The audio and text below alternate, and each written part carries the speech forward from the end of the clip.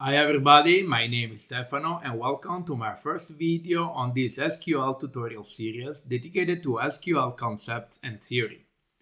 This series is perfect for anyone looking to gain a deeper understanding of the theoretical aspect of SQL. We will start with the foundational topics and gradually explore various important concepts and commands. The goal of this series is to provide you with a strong introduction to SQL theoretical foundation, covering topics like relational databases, database design system, essential SQL commands, and much more, all aimed at enhancing your understanding of skills in SQL. So, without further ado, let's get started and have some fun together by defining what are the main characteristics of relational databases and why they are so important for many businesses nowadays. First of all, what is a relational database? A relational database is a system for storing and managing data organized into tables. Think about it as a group of interconnected spreadsheets where each of them, structured in rows and columns, holds data on a specific subject. In this case, for example, the data are related to orders. While the columns, also known as attributes, contain data related to a single aspect, the rows, also referred to as records, store sets of data where each row represents a single observation. The relational parts come from the fact that these tables can be linked to each other. For example, connected to our orders table, we might have another one containing customer information called profile. These two tables are connected to each other through a special piece of data called key, which in this case coincides with the customer ID column. This key works like an ID card that helps us to identify which customer the order belongs to.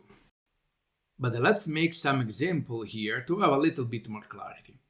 For instance, let's say that we want to check which order has been placed by Joanna Carroll.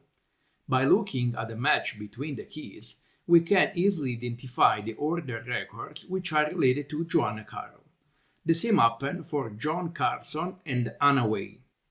So, if we want to retrieve all the records from both tables related to customers who place at least one order, this is what we would obtain, a unique dataset that is a combination of the profile and order tables. In this scenario, the only missing data would be the one related to Andrew Smith and Tim Craig, as there is no matching keys among these two tables. This setup is well suited for managing large volumes of interconnected data, ensuring both accuracy and consistency. These are few of the main reasons why relational databases are widely used by businesses. They allow for efficient data management, easy retrieval of related data, and maintenance of data integrity. These features are crucial for businesses to make informed decisions, streamline operations, and provide better services to their customers. So that's everything for today, and thank you very much again for following along till the end.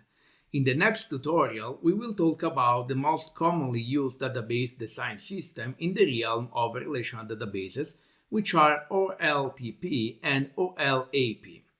We will highlight what they are, their main differences, and their typical use cases. If you enjoyed this tutorial, please like the video and subscribe to stay up to date with the latest releases. As always, if there is a specific topic you'd like me to cover, please let me know by leaving a comment in the section below. I hope you found this tutorial useful and I look forward to seeing you in the next video.